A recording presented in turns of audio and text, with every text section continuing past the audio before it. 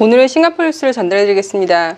7월 15일 목요일은 42명의 지역 감염이 나왔는데요. 그 중에 33명이 KTV와 관계에 있었다고 합니다. KTV발 확진자가 많아지면서 조만간 코로나 규제 조치를 발표한다고 로렌스 윙 장관이 밝혔는데요. 설마 했는데 규제가 다시 생기려나 봅니다. 이 내용을 발표하면서 실망했고 염려스럽다는 심정을 토로했는데요. 뉴스 사이트에는 댓글을 달 수가 없어요. 그래서 이 기사를 올린 다른 사이트의 댓글을 봤는데요. 99.9%가 화가 나 계시더라고요. 많은 사람들의 댓글이 로렌스 장관한테 실망했다고요? 우리가 더 실망했습니다. 염려스럽다고요? 우리가 더 염려스럽습니다. 이런 식의 표현을 했고요. 가장 많이 한 이야기는 너무 순진한 거 아니냐고 얘기를 했어요. 그런 업체들한테 식음료를 판매하게 허락해 준다면 정말 식음료만 판매할 줄 알았냐며 이렇게까지 나이브할 줄 몰랐다는 식으로 표현을 했고요. 어떤 사람은 식음료로 허락을 해줬으면 경찰이든 아니면 쇼핑몰에서 수없이 많이 보이는 마스크 착용 등을 감시하는 사람들, 그 사람들을 보냈어야 되는 거 아니냐 이렇게 얘기한 사람도 있고요. 그리고 싱가포르 국경일에 말레이 관련 휴일이 이틀이 있거든요. 하나는 하리라야 푸아사고 하나는 하리라야 하지예요.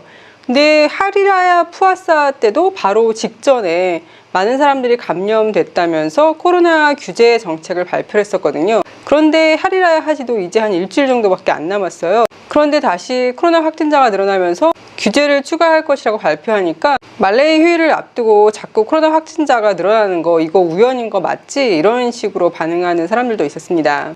그리고 도대체 그 베트남 호스티스가 어떻게 이 시국에 싱가포르로 입국할 수 있었는지 거기에 대해서 따지는 사람들도 있었고요.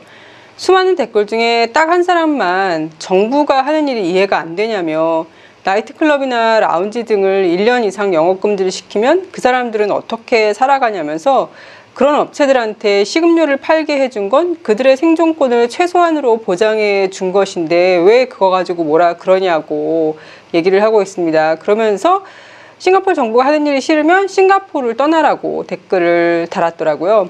이제 규제 풀리고 5인 이상 모임한 지 얼마 되지 않아서 다시 이런 일이 생기고 규제가 추가될 수 있다고 하니까 사람들의 불만이 많아진 것 같습니다. 베트남 호스티스는 올 2월에 싱가포르에 싱가포리언 남자친구의 보증 아래 싱가포르로 들어올 수 있었다고 해요. 상황이 이렇게 되니까 과연 진짜 남자친구였을까 의심이 됩니다. 입국 비자를 받게 해주려고 불법으로 돈을 받은 후에 보증을 서준 게 아닌가 싶거든요. 수요일 기준으로 KTV발 확진이 54케이스인데 그 중에 30건이 외국인이었다고 합니다. 2명이 PR, 14명이 워크패스 홀더, 그러니까 EP 아니면 SP겠죠? 그리고 1명이 학생 비자, 5명이 롱텀 비자, 8명이 숏텀 비짓 패스 비자를 가지고 있는 사람이었다고 합니다. 9곳의 KTV 라운지와 클럽 등을 방문한 사람들과 베트남 호스티스들과 어울렸던 사람들에게 비밀리에 무료로 검사를 받게 해주겠다고 했는데요. 그런데 토파요의 한 호커센터에서 가게 어시스턴트가 KTV에 방문했다가 코로나 확진이 되었다는 뉴스가 나온 거예요. 비밀리에 검사해주겠다고 하는데 이렇게 뉴스가 나가면 뭐 다른 사람들이야 모르겠지만 같은 호커센터에서 일하는 사람들은 저 사람이 왜 코로나에 걸렸는지 다 알 거 아니에요. 이렇게 뉴스가 나가면 다른 사람들이 검사 받으러 갈까 싶거든요. KTV에 방문했다가 보건부로부터 코로나 검사 받으러 오라고 문자 받은 남성이 인터넷에 글을 올리면서 와이프한테 야근하고 오겠다고 하고 거기 간 건데 이제 어떻게 해야 되냐 그런 식의 글을 올린 거예요.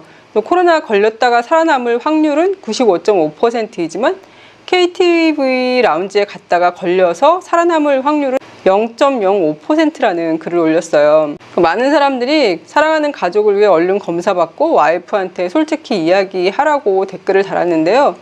싱가포르 중고 사이트에는 500불에 KTV 알리바이 역할을 해주겠다는 글이 올라왔다가 사라지기도 했습니다. 제가 노래방에서 확진이 많이 생겼다고 지난 뉴스에 말씀드렸거든요. 그랬더니 그냥 간단하게 이렇게 노래 부르고 그런 곳이라고 생각을 하시더라고요. 그런 것들은 대부분 영업이 안 돼서 문을 닫았고요. 지금 이렇게 확진자가 많이 나오는 것은 노래 부르면서 여성 종업원들이 들어와서 서빙해주고 이런 것이거든요. 우리나라로 치면 약간 룸사롱 같은 그런 곳이라고 보시면 됩니다. 지금 현재 KTV발 확진자들이 많이 발견되는 이유는 베트남 호스티스가 몸이 안 좋아서 병원에 들렸다가 코로나 검사를 하게 되었고, 확진 후 그녀의 트레이스 투게더를 확인해 보니까 방문 장소에 수곳에 KTV가 나왔다고 합니다. 그래서 그녀의 트레이스 투게더에서 밀접 접촉자로 분류된 사람들을 검사하다 보니 이렇게 많이 나오고 있다고 하는데요. 이게 그 사이에 얼마나 퍼졌을지 모르겠어요. 전문가들은 KTV 라운지 운영의 특성상 사람들을 테스트하고 추적하는 것이 더 어렵고 코로나가 확산되는 것도 더 쉬워졌다고 말하고 있는데요. 손님들이 식사차 온 곳으로 알려진 곳이라 하더라도 그런 장소에 온 곳을 인정하려 하지 않을 것이라고 말했습니다.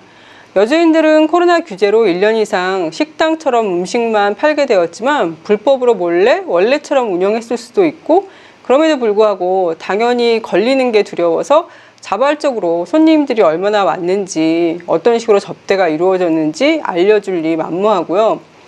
이런 곳에 호스티스는 이 테이블 저 테이블 옮겨 다니고 이 방 저 방 옮겨 다니고 또 하룻밤에 여러 곳에 KTV 라운지에 들려서 영업을 하기도 한답니다. 그렇기 때문에 코로나에 걸린 호스티스들이 더 많은 사람들한테 감염을 시켰을 수도 있다고 합니다. 테스트 받기를 꺼리지 말고 본인과 가족을 위해서 이런 곳을 방문했다면 꼭 테스트를 받으라고 강조하고 있습니다.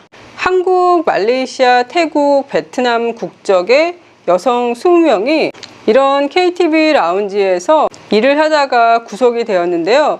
현재 조사를 받고 있다고 합니다. 이렇게 노래방, 나이트 클럽 등은 운영이 금지되면서 식음료 라이센스를 따서 식음료만 팔게 했었는데요. 한 테이블에 여러 명을 앉히거나 음악을 틀어놓거나, 싱가포르에서 음악을 틀어놓는 것도 금지를 했었거든요. 목소리가 커지면 침방울이 더 멀리 날아간다고요.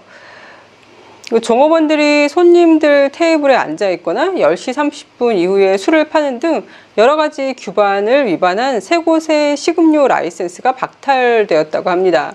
이 얘기는 코로나가 거의 끝나서 이제 이런 업체들이 다시 원래대로 영업을 하기 전까지는 이 업체는 이제 더 이상 영업을 할 수 없다는 얘기거든요.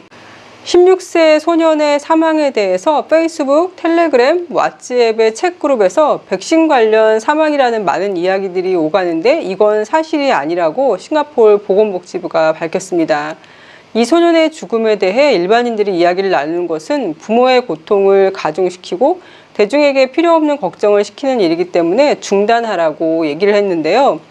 예전에 말씀드렸던 화이자 1차 맞고 쓰러져서 중환자실에 입원했다는 소년의 소식이 아직 업데이트된 것이 없었거든요.